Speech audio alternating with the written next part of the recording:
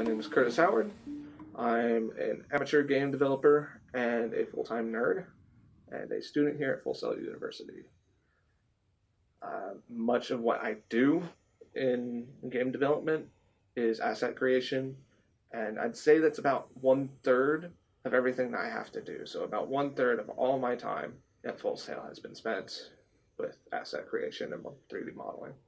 Modeling is the act of creating a 3D object for a player to move around and interact with and seeing it from all sides. It's almost like using clay, but much more technical.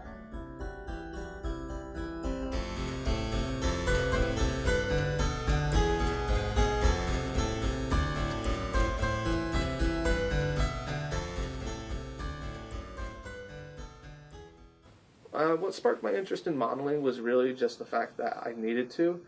It was a complete pragmatic decision. I started creating modules for Warcraft 2 because I kind of grew up on that. And then from Warcraft 2, I moved to Infinity Engine games and things like Baldur's Gate and Planescape Torment, Aurora Engine. So I would work on these RPGs and they wouldn't have what I needed them to have. So out of necessity, I learned how to model and all the troubles that go into doing that.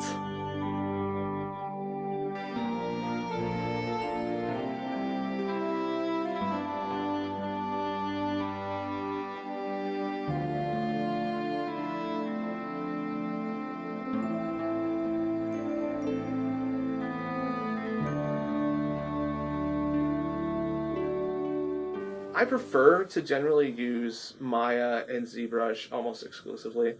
Maya is the main thing. It's very good for planar and repetitive surfaces like fences and tables and chairs. Generally, I'll block out the shapes in Maya and then export it to ZBrush or Mudbox, whichever one I'm having to work with at that time. And then I will do the fine details on that because ZBrush is much better for organic things in general. With Unreal, I can create these primitives, I can fix small things and get my hands on it without having to open it up. So I block it through in Maya, use that pipeline however I need to, and then make sure it works in the play space that I'm creating. If someone's interested in getting into modeling, I'd say go for it. How to start it, really, if you're a student at any university, Autodesk, who creates Maya and 3ds Max and Mudbox, they have free versions of student versions of these programs, so you can start on creating prototypes and whatnot without ever having to buy these licenses. And then there's open source things like Blender. And as I've said before, the engines themselves are nearly magical these days. Unreal is free to download and work in. Unity is free to download and work in.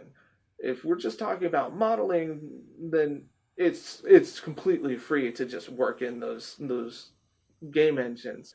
If you're just wanting to create something, you're wanting to create a item for your mod, you want to create a new weapon, you want to create a new armor for Skyrim or Fallout or anything like that, there are plenty of free options out there for you, and you just need to find the one that you like the most.